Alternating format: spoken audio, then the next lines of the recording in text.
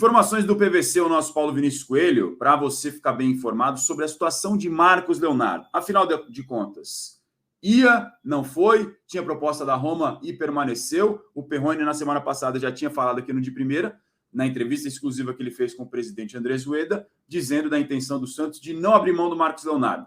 E aí, PVC, conta pra gente.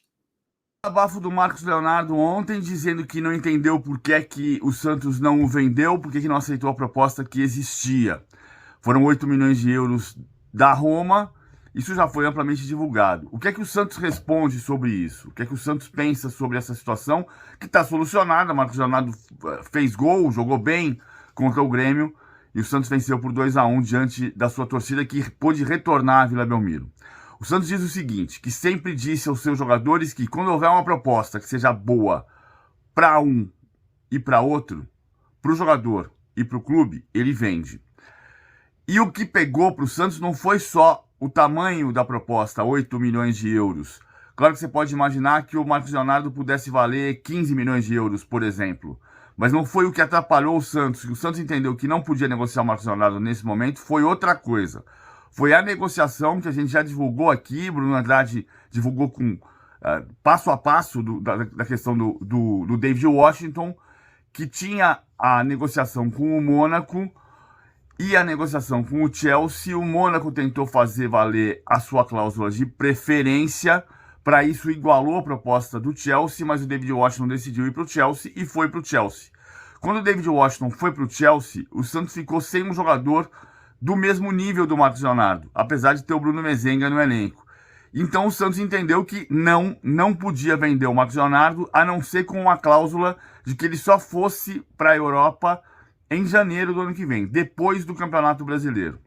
A Roma subiu a oferta financeira, mas não chegou nesse ponto de admitir que só recebesse o jogador em janeiro. Então o Santos disse para o Marcos Leonardo que não.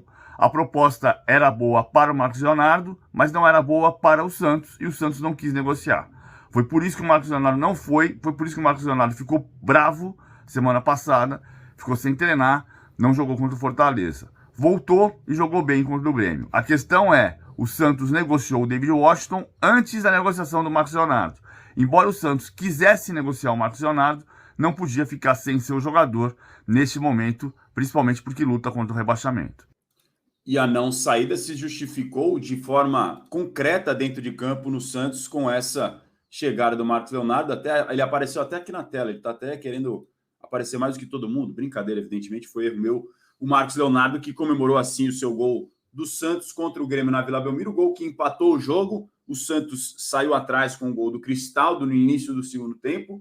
O Marcos Leonardo, por volta ali dos 17, 18 do segundo tempo, recebe um passe do Soteldo, que começa no banco de reservas, depois no toque do Rincon, o Soteldo serve o Marcos Leonardo, ele bate cruzado e faz 1-1, e depois de novo o Soteldo num lance inacreditável, né? O Renato Portaluppi ficou maluco, Renato Gaúcho, técnico do Grêmio, porque o Júlio Furque tira o escanteio cobrado pelo Reinaldo aos 44 do segundo tempo, a bola pinga em cima da linha lateral praticamente, mas não sai, o Santos fica mais atento, reage mais rápido, o Mendonça sai correndo, pega a bola, cruza de trivela, o Soteldo serve o Júlio Furque, que também saiu do banco de reservas, faz o gol da vitória do Santos na Vila Belmiro. Santos que volta a vencer depois de algum tempo sem conseguir encontrar os 3 pontos. Não conseguia vencer desde 9 de julho, eram 5 jogos. E antes dessa vitória, eram apenas uma vitória em 18 partidas. O Santos estava numa crise danada, dá uma respirada, embora ainda continue na zona de rebaixamento. E não reencontrou seu torcedor depois de quase 2 meses sem público na Vila Belmiro, desde aquela punição contra o Corinthians no Clássico, que acabou interditando o público no estádio Urbano Caldeira. Então o Santos vencendo o Grêmio de virada e o Marcos Leonardo permanecendo, já mostrando como foi importante fazendo o gol que empatou o jogo na Vila Belmiro.